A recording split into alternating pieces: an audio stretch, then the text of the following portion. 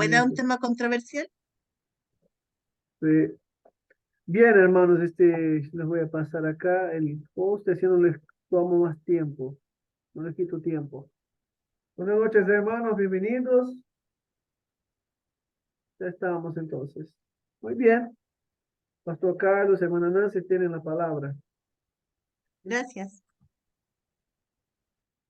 Buenas noches, amados hermanos. Gracias al Señor por encontrar y nuevamente reunidos, aprendiendo de su palabra. Una cita de siempre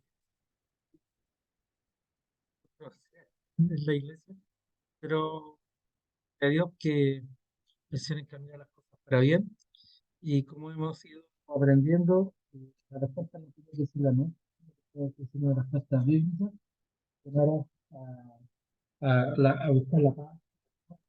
De todas las cosas, conservar la sana doctrina, que es lo fundamental en la vida Pastor de la Carlos, iglesia. estamos perdiendo un poquito el sonido de tu voz. Y lo que está diciendo es importante, queremos escuchar. Ahí sí parece, ahí sí.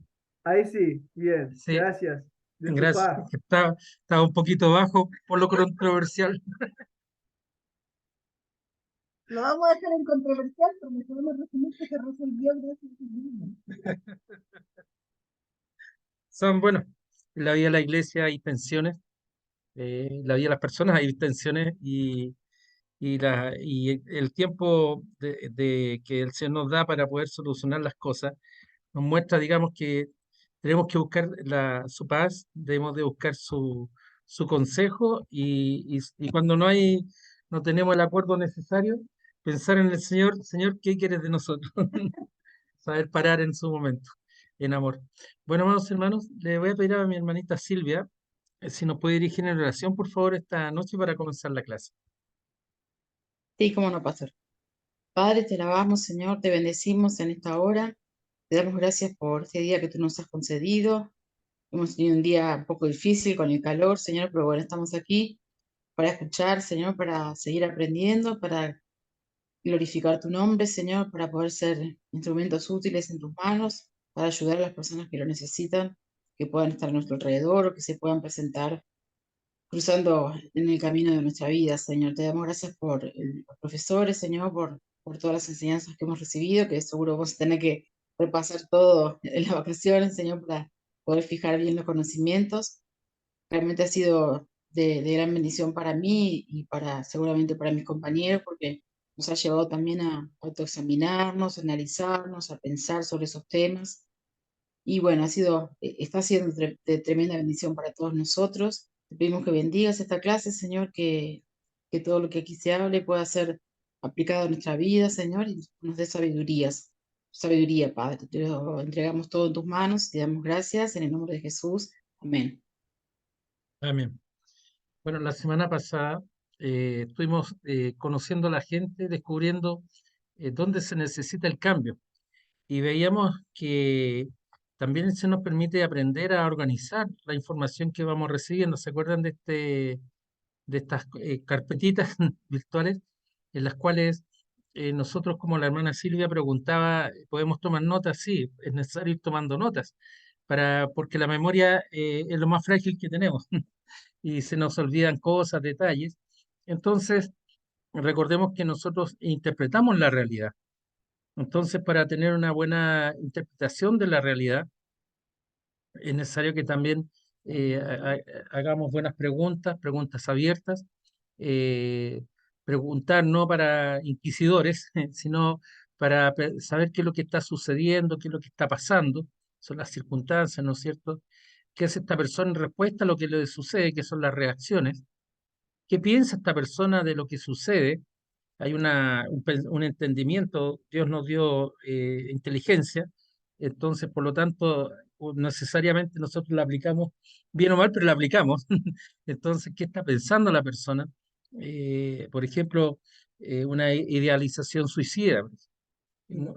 Ideación suicida, que la persona ve todo oscuro, como que no ve salida a sus problemas y empieza a maquinar o a pensar en quitarse la vida.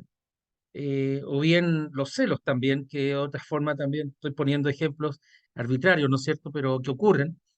La persona se forma ideas respecto a su esposa, a su esposo, y de esta manera la persona también tiende a ser violento y descontrolarse, digamos, de lo que significa lo normal de la convivencia en un hogar, en una familia. Y también, ¿qué quiere esta persona de lo que sucede? ¿Cuál es su anhelo? ¿Qué es lo que espera la persona? Entonces, no son temas menores el que vayamos organizando la información. Requiere un tiempo de oración, requiere un tiempo de acercarse a conocer poco a poco y permitir que la persona sea la que hable también. Pues nosotros dirigimos, pero la persona es la que tiene que ir hablando y exponiendo qué es lo que está pasando, qué es lo que está sucediendo.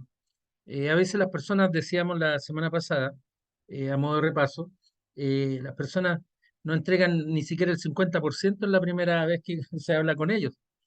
Y no es porque quieran ocultar algo, sino que incluso son muy ansiosos, pero la primera vez no entregan todos los antecedentes porque o no se acuerdan o consideran que algo innecesario o que ellos lo califican como irrelevante. Y muchas veces esa irrelevancia o esa, entre comillas, innecesariedad, voy a usar esta palabra, nos permite descubrir, digamos, y ahondar en lo que está sucediendo realmente, en cómo la persona está respondiendo, qué es lo que está pensando.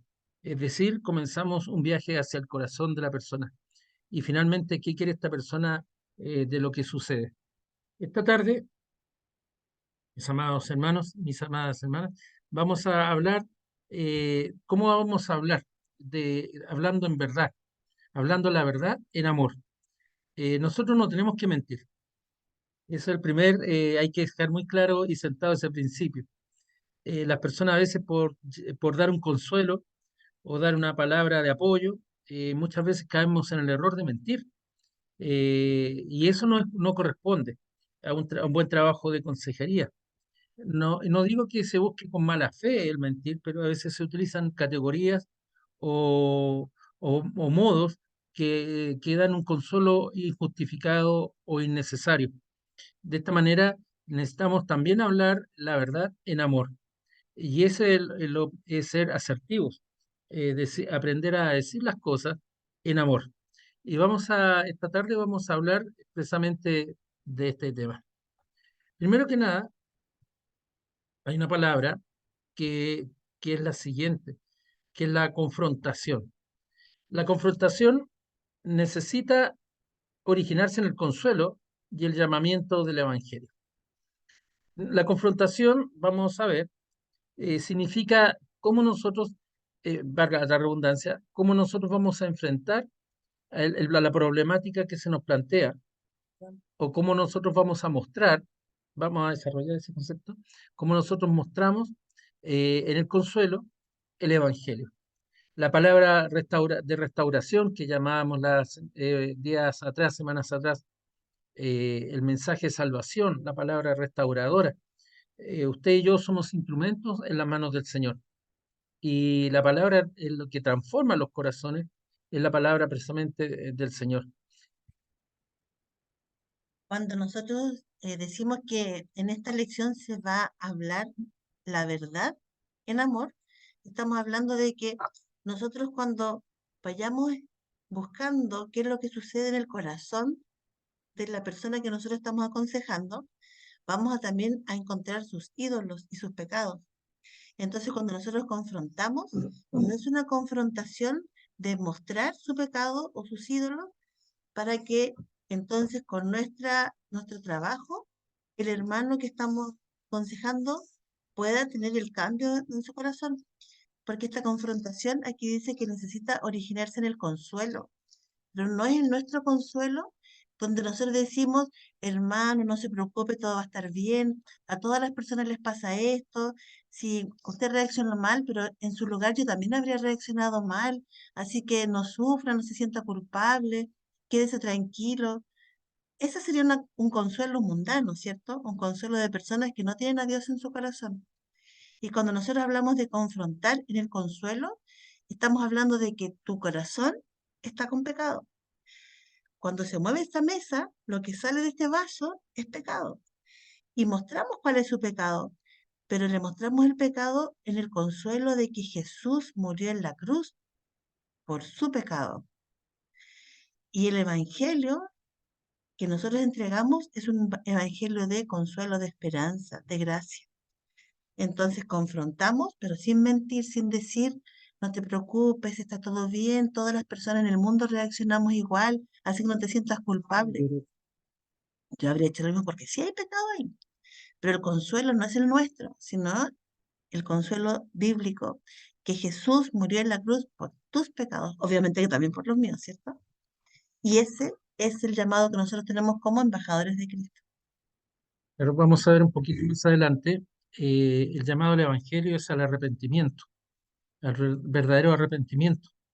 Recordemos el ministerio de nuestro Señor Jesucristo cuando Marcos nos enseña el Evangelio del Señor, es el llamado al arrepentimiento para el perdón de los pecados. Entonces, no basta con decirle a una persona, no, no te preocupes, está todo bien, no has hecho las cosas como tú quieres, pero yo hubiera hecho algo igual o peor. Entonces, el concepto hemos estado viendo es la confrontación o enfrentamiento necesita originarse en el consuelo y el llamamiento del Evangelio. Necesito examinar mi vida. ¿Le da forma a mi vida las promesas, provisiones y obligaciones del Evangelio? El primer aconsejado es uno mismo.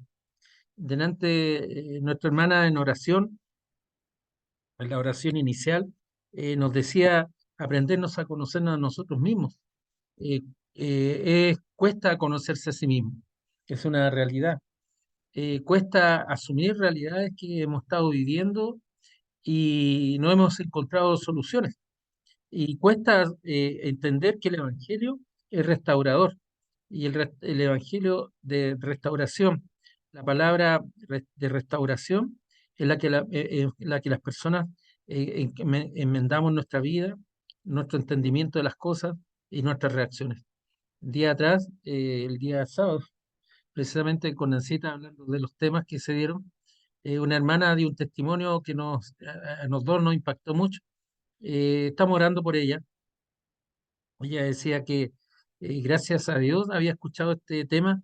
Ella estaba muy duditativa, dudosa de ir a la conferencia, porque está pasando un problema en su vida matrimonial. Pero la palabra restauradora a ella le dio una nueva forma de entender a su esposo, dijo, y espera poder vivir conforme a la transformación de Cristo en su corazón. Es el Señor el que transforma, es el Señor el que nos da entendimiento, es el Señor el que nos da el consuelo, es el Señor el que nos da la paz. ¿Se acuerdan cuando la semana pasada hablamos de que un ciego no podía guiar a otro ciego? Por eso necesito examinar mi vida.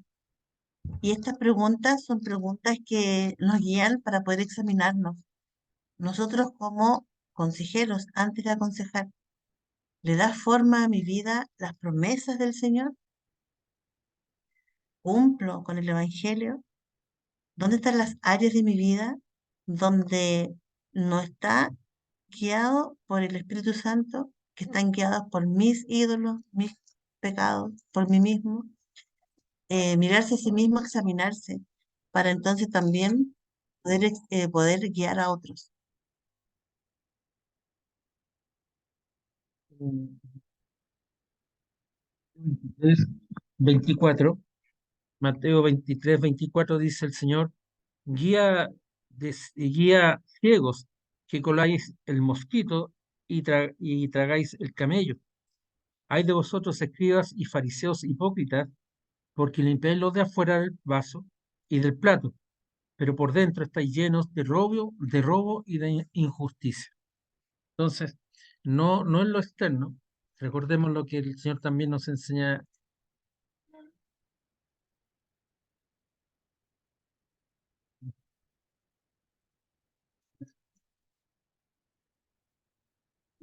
La respuesta es no lo que uno traga, lo que uno come, sino lo que sale de su boca. De esta manera, eso es lo que contamina. Y pueden verlo ustedes la cita en Marcos 7:15. Mientras estoy ayudando a otros a examinarse a sí mismos en el espejo de la palabra de Dios, debo estar comprometido a animarles y consolarles con el Evangelio. No estamos diciendo, bueno, nosotros somos latinos, somos muy dados a abrazarnos, a llorar juntos, a darnos un abrazo fuerte, un apretón de mano, y somos muy de piel. No estamos diciendo que eso no se haga. Lo que estamos diciendo, el mensaje que se va a entregar. Entonces, cuando estoy ayudando a otros, debo estar pensando en la palabra de Dios, debo estar orando a Dios en todo momento y también debo estar comprometido a animarles, a levantarse, tal como el Señor extendió su mano y los levantó.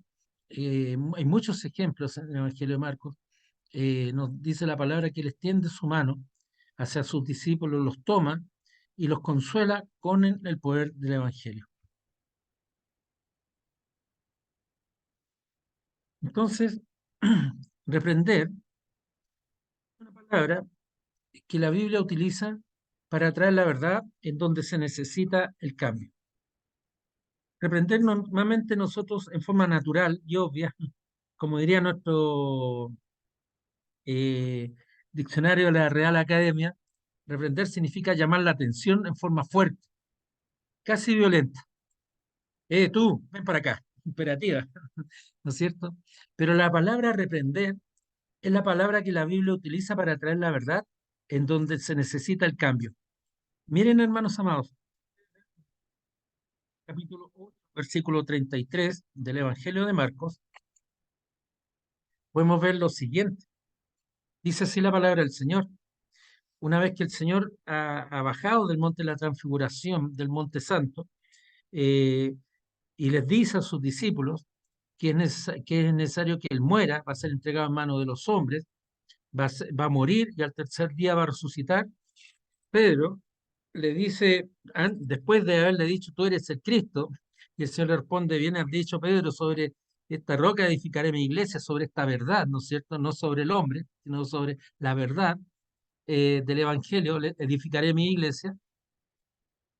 Pedro le dice, lo toma a un lado y comenzó a reconvenirle. Reconvenirle es como un susurro, a decirle casi como un consuelo, Señor, eso ni tal te ocurra, seguramente fueron las palabras. Cuesta en Marcos dice lo siguiente, pero él, refiriéndose al Señor Jesús, volviéndose y mirando a los discípulos, reprendió a Pedro, diciendo, quítate de mí, Satanás, porque, y aquí viene la enseñanza, porque no pones la mira en las cosas de Dios, sino en la de los hombres. Entonces, el Señor no estaba retando airadamente a Pedro, no lo estaba ofendiendo, lo estaba reprendiendo, es decir, lo estaba llevando a la verdad y el entendimiento bíblico. Poner los ojos en Dios, en las cosas de arriba, en las cosas de Dios, no en las cosas del hombre. Ahí se necesitaba el cambio para Pedro. Pedro había tenido unas palabras muy afortunadas. Me imagino que él incluso cuando el Señor le dijo sobre esta verdad, bien has dicho Pedro, se tiene que haber sentido muy orgulloso. Pero también nuevamente el orgullo traicionó a Pedro. Cuando el Señor hablando de su sacrificio en humildad y en obediencia, Pedro lo toma a un lado y le dice, Señor, ni tal cosa suceda. Es ahí donde el Señor lo reprende. Es ahí donde el Señor trae la verdad, en donde se necesita el cambio. ¿Cuál es el cambio que necesita Pedro? ¿Cuál es el cambio que nosotros necesitamos? Es mirar y poner los ojos en las cosas de Dios y no en las de los hombres. Así que aunque la mayoría de nosotros no reaccionamos positivamente cuando escuchamos esta palabra. ¿Por qué? Porque tenemos un conocimiento natural de las cosas.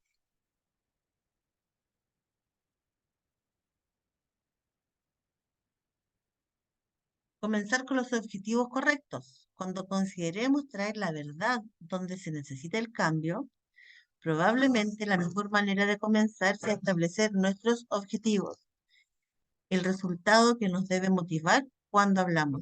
Aquí vamos a revisar 2 Corintios, capítulo 5, versículo 20.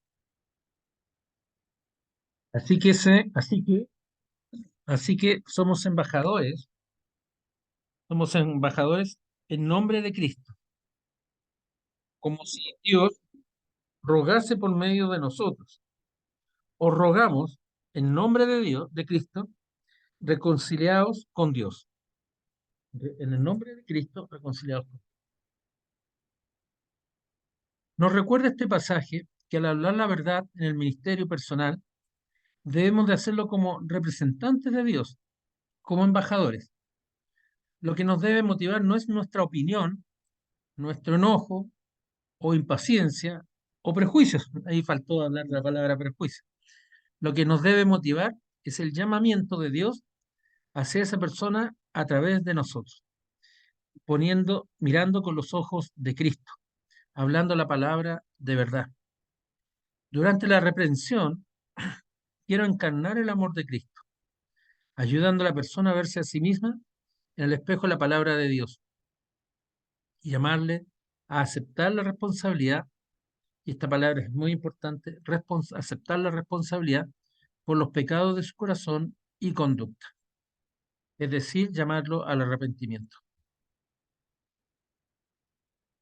Si voy a hablar como un embajador de Cristo, necesito primero tratar con mi propio corazón. Necesito confesar mis malos pensamientos, mis malas motivaciones, mi enojo, mi amargura, todos aquellos pecados que nosotros sabemos que los tenemos, abandonarlos, confesarlos, abandonarlos, que no se interpongan en el camino que Dios me ha entregado, este ministerio de la consejería, que Dios me utilice como un instrumento. Entonces, un ciego no puede guiar a otro ciego. Yo creo que para poder aconsejar, este ministerio de la consejería es tan hermoso porque se trabaja con personas que están sufriendo, con hermanos que están sufriendo, con hermanos o personas que algunos incluso, aunque tengan a Dios en su corazón, no han logrado efectivamente abandonar sus pecados, no han logrado abandonar sus ídolos. Y el Espíritu Santo, a través de la palabra, es quien va a permitir ese cambio. Pero nosotros tenemos que hacer ese trabajo, ese proceso, ese camino de la santidad, confesar los pecados y abandonarlos, no acomodarnos a ellos como si nosotros no tuviéramos que seguir a Cristo, imitar a Cristo. Somos salvos por gracia, pero tenemos que hacer lo que Dios pide en su palabra. Confesar nuestros pecados, arrepentirnos, y arrepentirnos significa abandonar esos pecados, para poder entonces poder ser instrumento de Dios y guiar a los hermanos o a las personas que Dios nos ponga en nuestro camino a través de la consejería. Debo pedirle a Dios que provea el ánimo, el amor, la paciencia y de sabiduría que vamos a necesitar para representarlo adecuadamente, para representarlo bien. Es decir, siempre somos negligentes en este paso de la preparación personal cuando vamos a confrontar a otros. Claro, para no ser fariseos. El resultado es que la reprensión no es efectiva, no solo porque el receptor no estuvo dispuesto, sino porque el representante no estaba preparado. Cuando uno no hace ese trabajo de preparación espiritual. Hay un pasaje en Marcos, Señor, en el capítulo 9, versículo 29, el Señor expulsa demonios, un demonio mudo, y expulsa un demonio mudo que aquejaba a un joven por muchos años. Y el hecho es que el Señor lo expulsó porque sus discípulos no pudieron expulsarlo. Y ellos le preguntan, Señor, ¿por qué no pudimos nosotros y tú sí pudiste? Evidentemente porque él era hijo de Dios, porque era Dios, es hombre y Dios, ¿no es cierto? Pero la respuesta del Señor también es amorosa. No les dice, mira, yo soy mejor. Este género con nada puede salir sino con oración y ayuno. Este género con nada puede salir sino con oración y ayuno. El Señor puede haber dicho, porque yo soy poderoso, ¿no es cierto? Soy Dios, soy el hijo de Dios y tengo poder, pero la respuesta del Señor impacta en nuestras vidas y nos capacita y nos prepara frente a situaciones y el Señor nos aconseja que este género se acaba. Con nada puede salir sino con oración y ayuno, es decir, preparado. Si no comienzo con mi propio corazón, voy a tender a primero confundir mi opinión con la voluntad de Dios.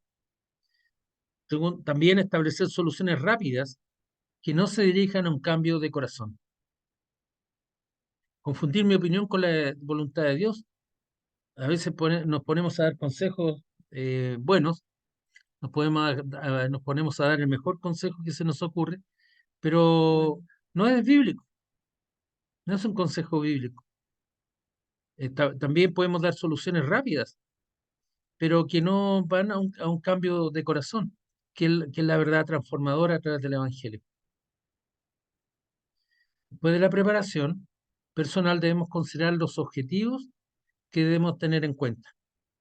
La mejor manera de hacer esto es preguntándonos, ¿por qué las personas necesitan ser confrontadas?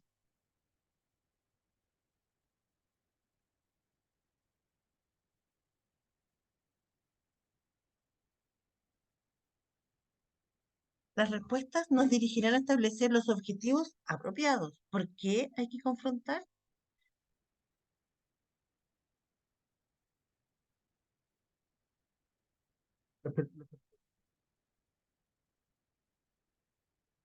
Tengo pegado. No quiero pegar el computador, hermano. Ahí sí. ¿Por qué tienen que ser confrontadas? Porque el pecado nos ciega. El pecado hace que las personas justifiquen lo que están haciendo para que no lo encuentren malo. El pecado permite que la persona razone, medite y piense y reflexione que lo que está haciendo no es equivocado, sino que lo que está haciendo está bien. Y por lo tanto, no se siente pecador. Siente que lo que ha hecho está bien porque ciega los corazones, los endurece, porque el pecado provoca que la persona se engañe a sí misma. Por ejemplo, un hermano que dice, yo no soy mal padre, yo soy un padre enérgico porque así me enseñaron mis padres. Mis padres fueron enérgicos conmigo y miren, hicieron un buen trabajo conmigo. Entonces yo no soy un mal padre, porque si yo no soy enérgico significa que yo no estoy demostrando el amor a mis hijos. Y en realidad él está justificando su pecado porque la Biblia dice, padres, no exasperéis a vuestros hijos, ¿cierto? Vamos a leer lo que dice Hebreos, capítulo 3 versículos 12 y 13. Uno de nosotros, corazón malo de incredulidad, para apartarse del Dios. Antes, exhortados los unos a los otros cada día, entre tanto que se dice, hoy, para que ninguno de vosotros se endurezca por el engaño del pecado. Exhortados a comunicarse, a hablarse de la. Y el pensamiento erróneo y no bíblico es todos aquellos pensamientos que están arraigados en nuestra cultura, lo que la influencia social nos ha transmitido y nos dice, por ejemplo, que nosotros estamos llamados a ser felices y debemos buscar nuestra felicidad. Y por lo tanto, lo que nosotros hacemos, enfocados en nuestra felicidad, estaría correcto. Y es correcto buscar su propio bien, buscar su felicidad, buscar su satisfacción personal. Y por lo tanto, mi persona pasa a ser el centro de mi vida. Y ese pensamiento es erróneo porque es del mundo, es de la cultura y no es de la Biblia. Vamos a leer en Números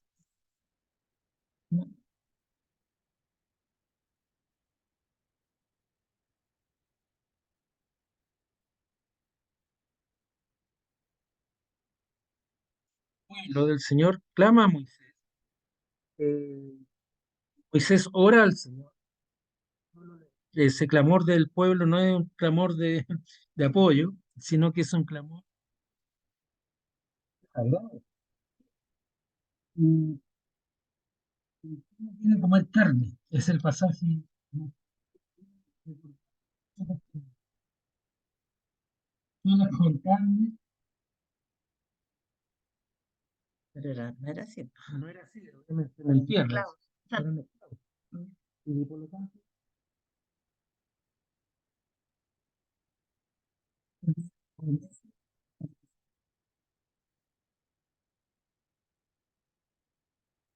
ellos pudieron alimentarse de carne en el campamento. Y el Salmo 73 también es un muy, y, y, y,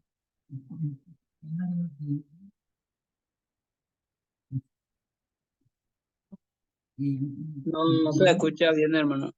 ahí sí, perdón, nos habla de que nosotros debemos no tener envidia a los arrogantes, no tener envidia a los pecadores, viendo la prosperidad de los impíos, sino mirando al Señor. Es fuerte cuando uno tiene un pensamiento propio y, por ejemplo, cuando salió el pueblo de la esclavitud y estaba en el desierto, miraban como una fantasía que cuando estaban siendo esclavos estaban mejor que ahora porque ahí tenían sopa con cebolla, con verduras, con Con carne, datos, sí, pero, pero en realidad ellos estaban siendo esclavos y ahora estaban libres, pero era un pensamiento erróneo de ellos y no era bíblico. Nosotros también podemos mirar en nuestras vidas que muchas veces lo que estamos haciendo no es bíblico, es erróneo. Estamos hablando por nuestra propia vida, buscando nuestro propio placer o nuestra propia conducción de lo que nosotros queremos y no estamos entregando nuestra vida a los pies del Señor para que Él nos guíe. Aunque sabemos que todo lo que sucede en nuestras vidas, Dios lo permite, pero nuestro corazón muchas veces también es arrogante. también podemos ver el pensamiento volátil. Estamos viendo cambiar la voluntad de Dios por la nuestra, el error en del pecado, también ahora el pensamiento emocional. Eh, Todos sabemos y nos damos cuenta que la mejor manera, que no pensamos de la mejor manera cuando estamos sometidos a fuertes emociones. Si estamos sometidos al enojo, a la tristeza, y continuamente estaremos ministrando personas que están en medio de situaciones en las cuales hay emociones volátiles, intensas significa eso. Entonces debemos de estar, no dejarnos llevar por las emociones. No significa que nosotros no vamos a empatizar con la persona, pero no podemos caer en el error de que todo se desarrolle en el resultado de las emociones. Las personas para ser confrontadas dijimos que necesitan estar mirando que el pecado muchas veces ciega y no permite ver realmente que es un pecado lo que estamos viviendo, que podemos pasar por pensamientos erróneos, personales, mundanos y no bíblicos, y además pensamientos emocionales que también nublan la razón. No sé si ustedes han visto que hay muchas personas que dicen que cuando se enojan, por ejemplo, no saben lo que hacen, no saben lo que dicen, porque como que el enojo los les anula la razón y solamente reaccionan frente a lo que está pasando, pero es una reacción no consciente, es como casi que fueron víctimas de su emoción y por lo tanto no saben lo que hicieron. Y claro, muchas veces hay que confrontar también esta situación, porque las personas, aunque estén muy enojadas, siempre saben lo que están haciendo, ¿cierto? A nosotros también nos ha pasado. ¿Y cuál es la visión? Mi visión de la vida. Dios, yo mismo, otros, tiende a ser fortalecida por mis experiencias, porque yo mismo interpreto mis experiencias, mis conclusiones tienden a ser reforzadas por cada nueva situación. Entonces, ¿cuál es mi visión de la vida?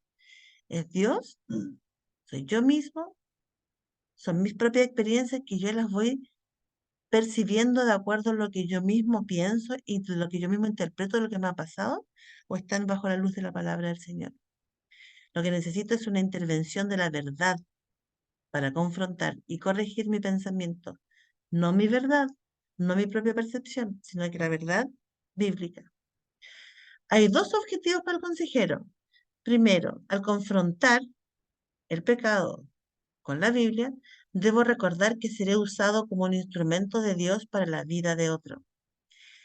Tendemos a estar más alertas de las áreas donde los otros necesitan crecimiento y cambio, más que de las áreas donde yo necesito un crecimiento y un cambio. Entonces, por ahí en la Biblia dice que nosotros tendemos a ver rápidamente el pecado del otro y tendemos a justificar y a minimizar y a no ver nuestro propio pecado, ¿cierto? Recordemos lo que el Señor Jesús nos dice. Vemos la paja en el ojo ajeno y no la viga en el propio. Es eso lo que se está refiriendo. Entonces, debo recordar que son instrumentos del Señor y que hay que estar alerta en las áreas donde los otros necesitan crecimiento y cambio, sin desconocer que yo también tengo que estar atento a mis áreas donde yo necesito crecimiento y cambio. ¿Dónde? ¿Dónde está mi pecado? ¿Cierto? ¿Se acuerdan que las preguntas que nosotros hacemos a los aconsejados es para descubrir justamente dónde están sus ídolos del corazón? Yo también tengo que hacer este análisis. Por eso es una tarea que nosotros tuvimos que hacer, es de autoanálisis, ¿recuerdan? El objetivo para hablar la verdad es ayudar a las personas a verse. Pero ¿cómo se tienen que mirar? Mirarse como en un espejo. ¿Y cuál es nuestro espejo? Lo que la Biblia dice para nosotros. No estoy aquí para ayudarles a ver lo que yo veo, sino lo que Dios nos muestra. Por esto es la palabra de Dios y no mi opinión lo que se debe exponer frente a ellos. La confrontación es de la palabra del Señor, no de lo que yo pienso, quiero o propongo. Ese es un cambio bíblico. ¿Para qué? ¿Para qué se usa la confrontación? Para que las personas puedan mirar su pecado y arrepentirse, que es lo que nosotros también hacemos con nosotros mismos, ¿cierto? Arrepentirse es un cambio de corazón. Nosotros a veces cuando le decimos a dos niños que han peleado, pídele perdón porque lo ofendiste. Y el otro dice, ya, o sea, ya, perdóname. Y el otro dice, no, no, no lo voy a perdonar porque no lo dijo de corazón, no lo dijo de verdad. A veces cuando nos enojamos con alguna persona, nosotros decimos, si no me vas a pedir perdón de corazón, mejor no me digas nada, porque uno nota cuando no hay arrepentimiento, porque cuando uno se arrepiente, uno siente vergüenza de lo que ha hecho, uno siente tristeza por lo que acaba de hacer o por el dolor que le provocó al otro, uno se siente incómodo, uno siente que realmente ha cometido un gran error. Y este arrepentimiento es el Espíritu Santo que nos mueve, el Espíritu Santo que provoca este dolor y el que provoca la confrontación bíblica, lo que provoca es que nosotros realmente podamos mirar nuestro corazón y podamos ver el pecado y entonces arrepentirnos. Arrepentirse significa que realmente hay un dolor en nuestro corazón por el trabajo, por el pecado que hemos hecho y por el sufrimiento que se ha provocado. En Joel, capítulo 2 versículos 12 al 13, nos dice de esto, ¿cierto?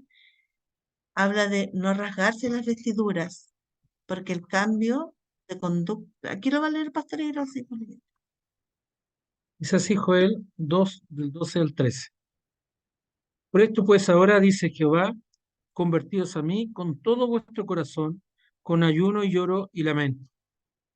Rasgad vuestro corazón y no vuestros vestidos, y convertíos a Jehová vuestro Dios, porque misericordioso es y clemente, tardo para la ira y grande en misericordia, y que se duele del castigo. El cambio es del corazón sincero. El cambio es aborrecer el pecado, salir del pecado. El cambio es no físico, perdón, no en apariencia, sino en profundidad, en nuestro corazón. No hay que presionar ni obligar a las personas a que cambien la conducta. Uno siempre dice que a los niños hay que estarlos cuidando, porque cuando uno no los cuida, siempre hacen algo que no corresponde, ¿cierto? Yo recuerdo que cuando nosotros éramos pequeños y yo iba al colegio, si el profesor nos estaba mirando, estábamos haciendo la tarea. Y si el profesor salía de la sala de clases, todos nos poníamos a conversar y no avanzábamos las tareas. Y el profesor a veces nos estaba mirando por la ventana y de repente nos dábamos cuenta que nos estaba mirando por la ventana y nos poníamos a trabajar. De verdad, trabajábamos cuando él nos miraba, pero si no nos miraba, no trabajábamos. ¿Y por qué? Porque era solamente una conducta. Nosotros hacíamos las cosas porque nos estaban mirando, pero no porque deseábamos aprender. Tenía que alguien vigilar para que la conducta se mostrara. Si alguien no vigilaba, la conducta desaparecía. Y eso obviamente no es un cambio del corazón. El cambio del corazón es donde realmente trabaja el Espíritu Santo. El arrepentimiento significa cambiar de una dirección hacia la opuesta. Y ese es el cambio que sale cuando hay un cambio en el corazón. Así, cuando trato de hablar la verdad con la persona, ya hablemos con el aconsejado, no estoy tratando de introducir mi propia opinión, no estoy simplemente buscando obligar a la persona para que cambie su conducta, que es lo externo. En lugar de eso, mi objetivo, nuestro objetivo, es que a través de las cosas que se diga, el mensaje, la manera en que las diga, el método y las actitudes que exprese, es decir, el carácter, Dios cambiará el corazón de la persona. Es decir, hay tres aspectos: mensaje, método y carácter. Un error que cometemos comúnmente cuando guiamos a una persona al arrepentimiento es el de enfatizar la ley sobre el Evangelio. En Romanos 2, todavía Pablo dice en Romanos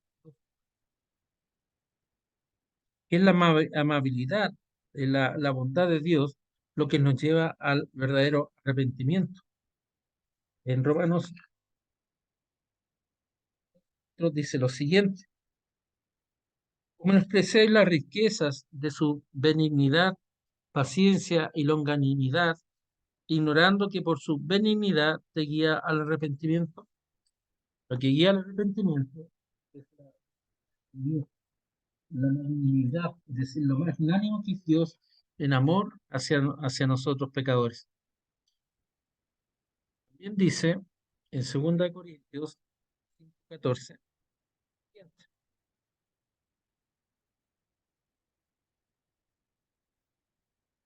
porque el amor de Cristo nos constriñe pensando esto, que si uno murió por todos, luego todos murieron.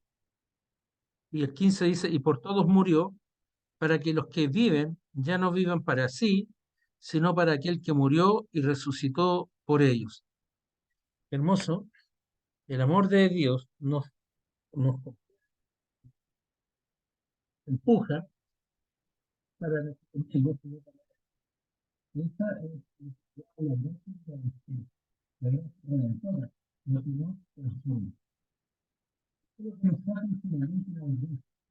Donde la verdadera confesión y arrepentimiento se lleva a cabo. Entonces, conforme estamos consolando a la gente, necesitamos recordarles su identidad en Cristo. Segunda Pedro, capítulo 1, versículos 3 al 9, dice: como todas las cosas que pertenecen a la vista, a la vida y a la piedad, nos han sido dadas por su divino poder, mediante el conocimiento de aquel que nos llamó por su gloria y excelencia, por medio de las cuales nos ha dado preciosas y grandísimas promesas, para que por ellas llegaseis a ser participantes de la naturaleza divina, habiendo huido de la corrupción que hay en el mundo a causa de la concupiscencia. Y vosotros también, poniendo toda diligencia por esto mismo, añadid a vuestra fe virtud, a la virtud conocimiento, al conocimiento dominio propio, al dominio propio paciencia, y a la paciencia piedad, a la piedad amor fraternal, y al afecto fraternal amor. Porque si estas cosas están en vosotros y abundan, no os dejarán estar ociosos, ni sin fruto en cuanto al conocimiento de nuestro Señor Jesucristo. Pero el que no tiene estas cosas tiene la vista muy corta, es ciego, habiendo olvidado la purificación de sus antiguos pecados. Es decir, consolar, recordarles su identidad como hijos de Dios, como creyentes, como hermanos. Necesitamos recordarles la promesa del perdón de Dios y del maravilloso don del Espíritu Santo habitando en nosotros, quien es el que nos da la fortaleza para obedecer.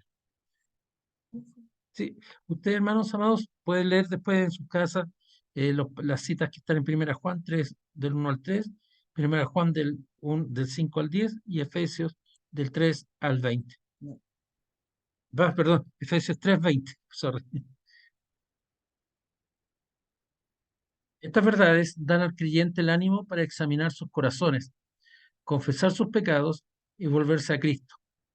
Si estamos hablando como agentes para el arrepentimiento, no es suficiente venir armados con la ley. Debemos venir armados también con el Evangelio. Recordemos que por la ley, dice el apóstol Pablo en Romanos 7, yo conocí lo que era el pecado. La ley es justa, santa y buena, pero a través del Evangelio de gracia, el Evangelio de salvación de nuestro Señor Jesucristo, nosotros tenemos salvación por el perdón de nuestros pecados. La ley nos muestra el pecado, nos muestra la desobediencia, nos muestra la pobredumbre del hombre, pero por el cumplimiento de la ley ninguno es salvo. Por la gracia de Cristo somos salvos. Y estas dos grandes verdades son los que nos dan el impulso para poder examinar los corazones, para confesar los pecados y volverse a Cristo. Y estas verdades son las que nosotros como consejeros o ustedes como consejeros están llamados a hacer. Este en el fondo es el objetivo, para que los examinados, perdón, los aconsejados puedan examinar sus corazones y así poder confesar sus pecados, arrepentirse. Romanos 8, del 1 al 17, es muy útil aquí porque Pablo toma los dos lados del Evangelio. ¿No? Dice, ahora pues, ninguna condenación hay para los que andan en Cristo Jesús, los que andan conforme a la carne, sino conforme al Espíritu. Porque la ley del Espíritu de vida en Cristo Jesús me ha librado de la ley, del pecado y de la muerte. Porque lo que era imposible para la ley, por cuanto era débil por la carne, Dios, enviando a su Hijo en semejanza de carne, de pecado y a causa del pecado, condenó al pecado en la carne. Recordemos que Cristo no tuvo pecado, pero haciéndose hombre, pagó por nuestras vilezas, por nuestros pecados, por nuestras insolencias, por nuestra idolatría, por todos nuestros ídolos que habitan en nuestro corazón. De esta manera, Pablo comienza alentándonos del consuelo del Evangelio. Él apunta hacia dos poderosas realidades redentoras. Primero, la obra del Señor Jesucristo ha quitado la sentencia de condenación que había sobre mi cabeza por mi pecado.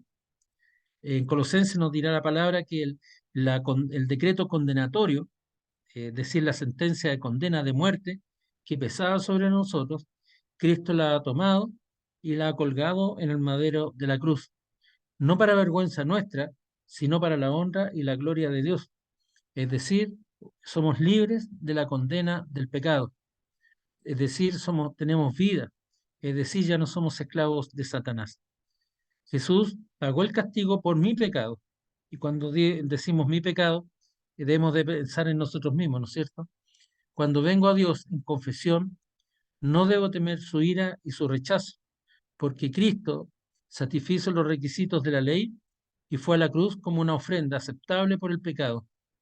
Ya no tengo condenación, porque Cristo hablará por mí.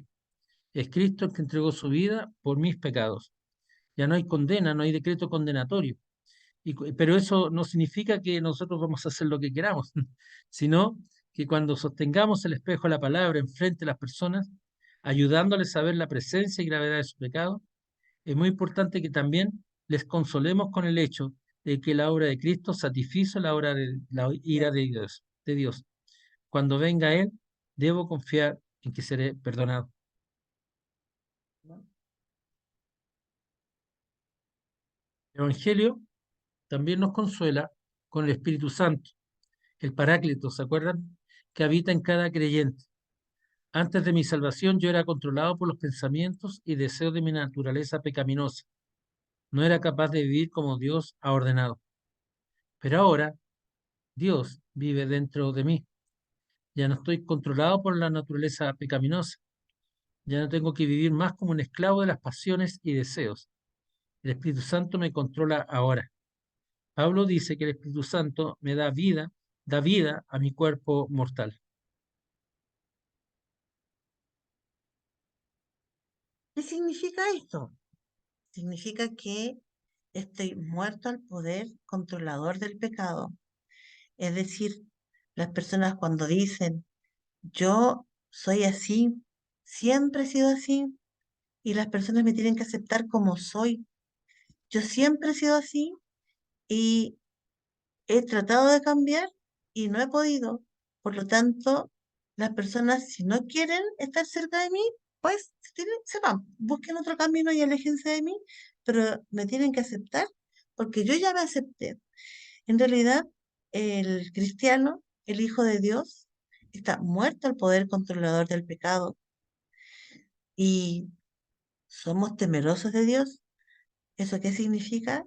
Que amamos a Dios y cumplimos con su palabra. Vivo con el propósito de obedecer a Dios. Vivo con el propósito de transitar por este camino de santidad. Dios vive en mí. Todo lo que yo hago, hasta barrer en la vereda, en la puerta de mi casa, lo hago para la honra y la gloria del Señor. La crianza de los hijos, para la honra y la gloria del Señor. En mi trabajo, para la honra y la gloria del Señor. El matrimonio, para la honra y la gloria del Señor. Dios vive en mí. Soy su hijo, soy su hija. Dios vive en mí. Yo siempre digo que si uno es jardinero de profesión, que se note que mi jardín está bien hecho, ¿cierto? Porque soy jardinero. Si yo soy, no sé, peluquero, que se note que soy peluquero porque tengo el pelo bien cuidado. ¿Se nota que soy hijo de Dios? ¿Las demás personas notan que soy hijo de Dios? No porque yo lo diga, sino por mi testimonio. Mi testimonio que no es fingido, sino que es real, es vivido en el día a día. Dios vive en mí. ¿Hay un testimonio de eso?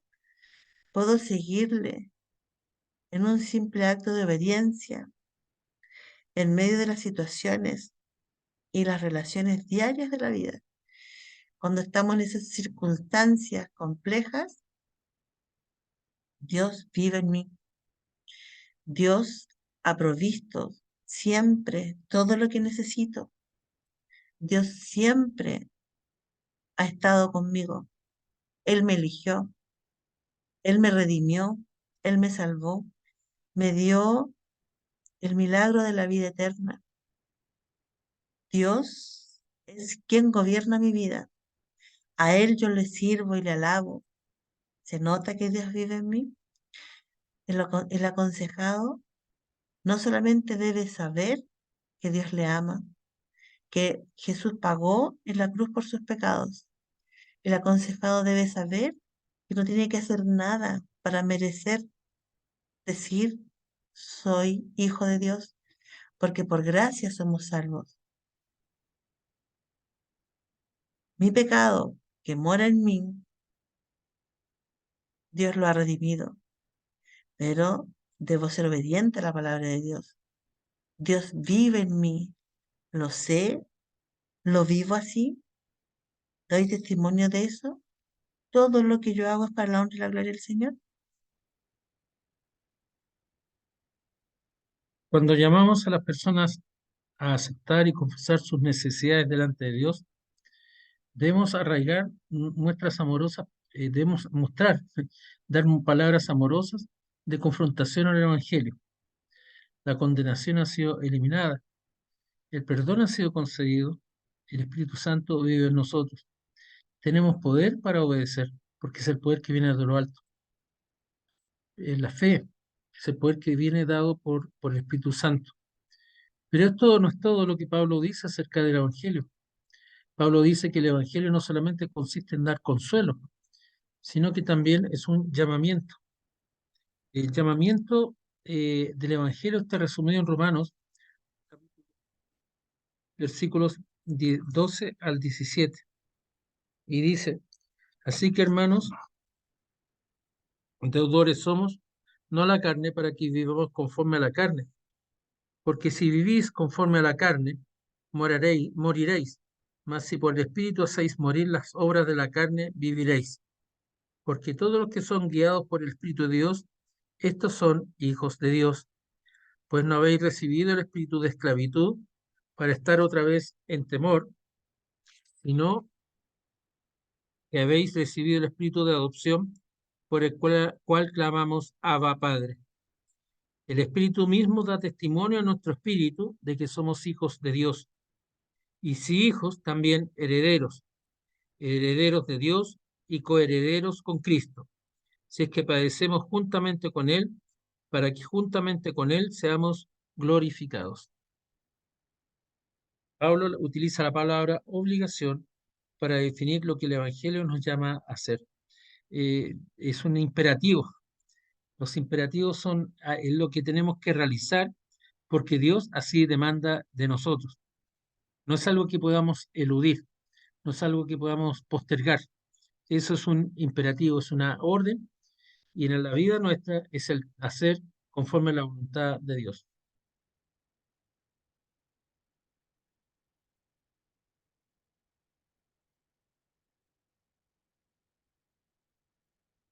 Entonces,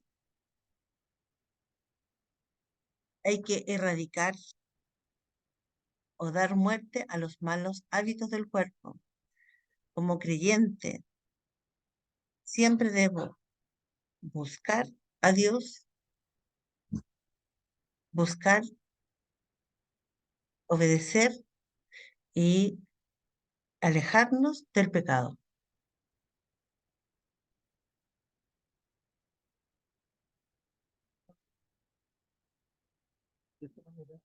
Eh, ya no debo vivir ya más conforme a la naturaleza pecaminosa, sino que debo aceptar que soy hijo de Dios, comprendiendo que los verdaderos hijos de Dios son aquellos que son guiados por el Espíritu y no por su naturaleza.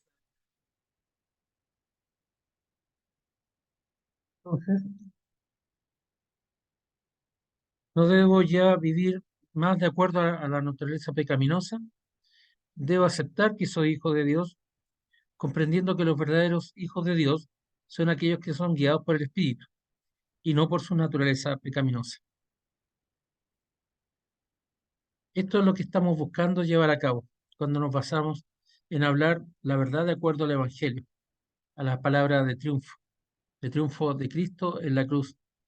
Nuestro objetivo es que nuestro corazón será cambiado por la obra de Cristo que declara el Evangelio. Primero, nuestro objetivo es que la promesa de perdón y poder del Evangelio le dé a las personas una esperanza de cambio real. Y segundo, también es nuestro objetivo que el llamamiento al Evangelio lleve a las personas a aceptar la responsabilidad de su pecado y acepten el llamado de Dios a obediencia. Si las personas no entendemos lo que es la responsabilidad de nuestros actos, la responsabilidad de nuestro pecado, no podremos nunca entender el ser obedientes ante Dios. El corazón que ha aceptado ambos, la esperanza, el consuelo y la obligación, o llamémosla responsabilidad es decir, el llamamiento, es decir, consuelo y llamamiento. Están ahora listos para recibir palabras de confrontación. Ahora la persona puede ver la gravedad de su pecado y la grandeza del llamamiento de Dios a obedecer a la luz de la verdad del Evangelio.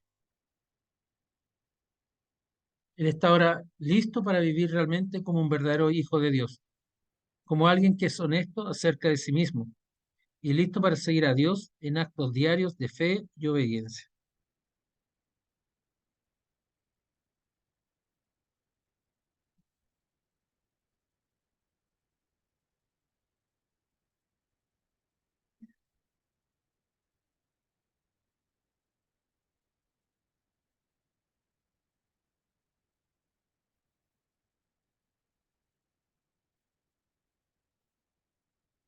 Queridos hermanos, con esta diapositiva hemos concluido con la materia propiamente tal, con el contenido de la lección y nosotros ahora vamos a pasar a revisar la tarea, pero como parte esencial de la tarea que vamos a ver ahora es que nosotros podamos, en primer lugar, ver que hay mucho trabajo que realizar y es una forma de entregar la palabra de Dios haciendo consejería. Uno siempre ha pensado que la consejería es escuchar el problema de la persona y dar una opinión, una sugerencia o dar una solución a la dificultad que tiene la persona. Cuando nosotros escuchamos a alguien que está con problemas, escuchamos lo que dice y buscamos qué decir para dar consuelo, buscamos qué decir para que la persona no sufra, intentamos acallar sus lágrimas, que rápidamente deje de sufrir y dando soluciones rápidas. Y eso es lo que todas las personas hacen, siempre en forma natural. Escuchan el problema y rápidamente dan consuelo, buscan lograr el alivio del sufrimiento de la persona y buscan entonces sentirse satisfechos con que la persona deje de estar triste y pase a estar tranquilo. Y a lo mejor incluso le decimos cuál es la solución que tiene que implementar. Pero si ustedes se fijan, la diferencia con la consejería es que nosotros no buscamos entender la superficialidad de lo que le pasa a la persona, sino que buscamos entender qué es lo que pasa en el corazón de la persona. Es decir, cuáles son sus ídolos, cuál es su pecado, qué es lo que está haciendo la persona alejado de la palabra de Dios. ¿Para qué? Para poder confrontar su pecado, pero no como castigo, no como un juicio propio, no como una opinión personal, sino que lo que Dios le dice a esa persona a través de su palabra. Pero antes de hacer un trabajo con un aconsejado, tenemos que hacerlo primero con nosotros mismos, para no ser un ciego guiando a otro ciego, ¿cierto? Primero debo conocer cuál es mi ídolo, cuál es aquel pecado que yo tengo y que ha pasado a ser importante en mi vida, más importante que lo que Dios quiere para nosotros. Por ejemplo, poca confianza en Dios, porque yo creo que yo controlo todo lo que tenga que suceder en mi vida, porque yo me esfuerzo en trabajar y con mi trabajo y mi esfuerzo y mi sacrificio yo puedo alimentar a mi familia y conducir como jefe de hogar este hogar. Y por lo tanto dejo a Dios como en segundo lugar, segundo plano, y busco el reconocimiento y la valoración de los demás como persona importante que soy. Entonces, nuestros ídolos van gobernando nuestra vida y se van poniendo como prioridad. Y nuestro trabajo es encontrar nuestros ídolos: egoísmo, poca paciencia, vanagloria, deseos de control, deseos de ser reconocido. Pues todos nosotros sabemos cuáles son nuestros ídolos, ¿cierto? Y entonces, este trabajo de consejero no es solamente para otros, sino que también para mí. ¿Y qué aconsejo? Aconsejo lo que la palabra dice al corazón del aconsejado, lo que la palabra dice a mi corazón.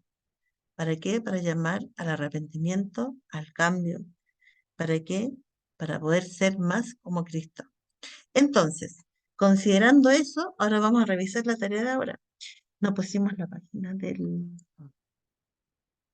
La página.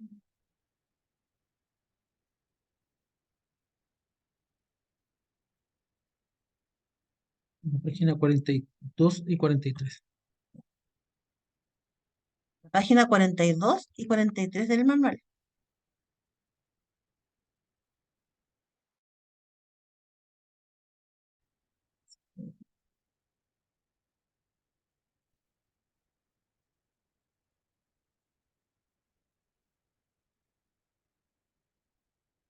Ahí sí. La tarea entonces. Piensa en un momento de tu vida cuando fuiste reprendido o confrontado y cuando reprendiste a alguien. ¿Qué también se llevaron a cabo objetivos piadosos?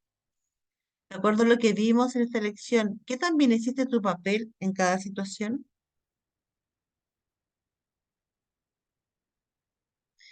¿Qué es lo que más te molesta de los momentos de reprensión y confrontación? ¿De qué manera te puede ayudar tener una perspectiva del consuelo y llamamiento del Evangelio?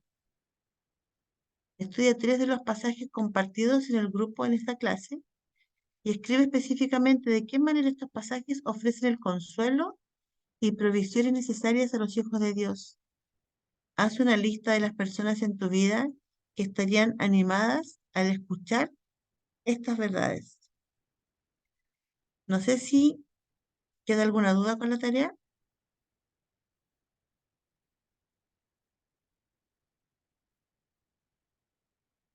Ah, y la próxima semana vamos a hacer un repaso de las clases que hemos tenido y vamos a explicar cuál es el examen. Y el examen va a ser el análisis de un caso bíblico, obviamente. Entonces, el trabajo de ustedes va a ser, la próxima semana hacemos un repaso, vemos si acaso hay alguna duda, alguna pregunta, se explica el examen y ustedes lo envían, igual que las otras tareas que han enviado hasta ahora. ¿Ya? Y la última clase, que va a ser la semana subsiguiente, va a ser de cierre, solamente de cierre. Ya, pastor.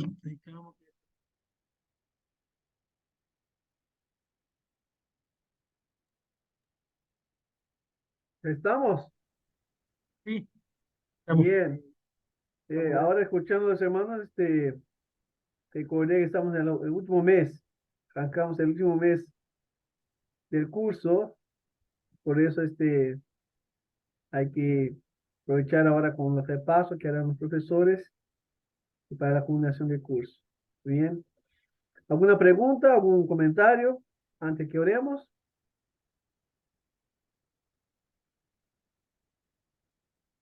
¿No hay pregunta? ¿No? Pastor o Sí. profesor, quería saber si estos PowerPoint podrían estar disponibles en el grupo para que podamos también repasar de esa manera. Ah, sí, claro. Ok. Bien. Mira, Es, como dice Jesús, pedí, pedí, se os dará. ¿Cuáles, qué PPTs les faltan? ¿Solo estas? Pero Eh, no es el libro eso, no. ¿Mm? Es el manual lo que están compartiendo en la pantalla, porque yo lo voy siguiendo acá y es casi siempre, casi todo lo mismo, me parece. Capaz que Ah, los bueno, comentarios, bueno. capaz que los Exactamente. comentarios que se hacen, capaz que no están, ¿no? Sí. A veces Jesús está fácil para estudiar también. El Sí. manual, el manual o sea, las PPTs son del manual. Bien, Está literal y textual. Sí, perfecto. sí. Excelente. los comentarios, muchos de ellos son nuestros, digamos, en la medida que vamos aprendiendo, vamos enriqueciendo. ¿Puede enviarlo con los comentarios no? ¿Ah?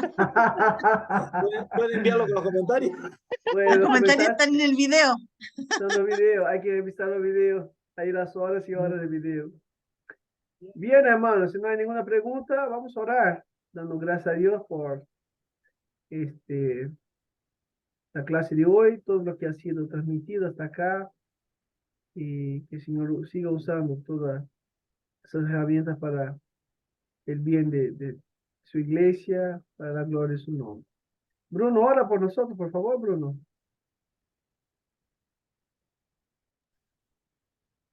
Padre hermano, te agradecemos, Señor, por este tiempo que pudimos tener aquí, Señor, con los hermanos, Señor, con los profesores. Gracias por la vida de Carlos, de Nancy, Señor, que se toman su tiempo también, Señor, para compartir con nosotros. Padre, también tu palabra, pero también, Señor, experiencias de su vida, que también, Señor, como son experiencias ministeriales, también, Señor, son de edificación para tu iglesia, Señor, para cada uno de nosotros. Y te pedimos, Señor, que tú nos ayudes, Señor, a seguir, Señor, tu verdad, tu verdadero, Señor, el verdadero consejo, Señor, que es tu palabra, Señor, para que nosotros podamos comprenderla, Señor, y también compartir con otros, Señor, con otros hermanos, cuando tengamos o cuando tenemos que aconsejar, Señor, y compartir con ellos de tu palabra, y consolar, y animar, Señor, y exhortar. Que también nosotros estemos prontos, Señor, también para recibir también la exhortación, el consuelo y el ánimo también, Señor. Te pedimos que tú nos ayudes para que como iglesia nos edifiquemos. Señor, te damos gracias, Señor, por cada hermano que se ha tomado su tiempo hoy para estar, Señor, en esta clase. Gracias por tu palabra, Señor, que pudimos compartir en este tiempo y escuchar, Señor. Te damos gracias y bendice la vida a cada uno de mis hermanos. En el nombre de Jesús, Señor, te lo pedimos y te agradecemos. Amén. Amén. Ya, hermano. Hermano, buenas noches. Dios bendiga. Que se lo bendiga. Muchísimas gracias, Gracias, hermanos. bendiciones. Buenas noches, buen descanso a Buenas todos. noches. Nos vemos Gracias. mañana en lo que sigue. Claro. Chao, chao. Chao, chao, hermanos.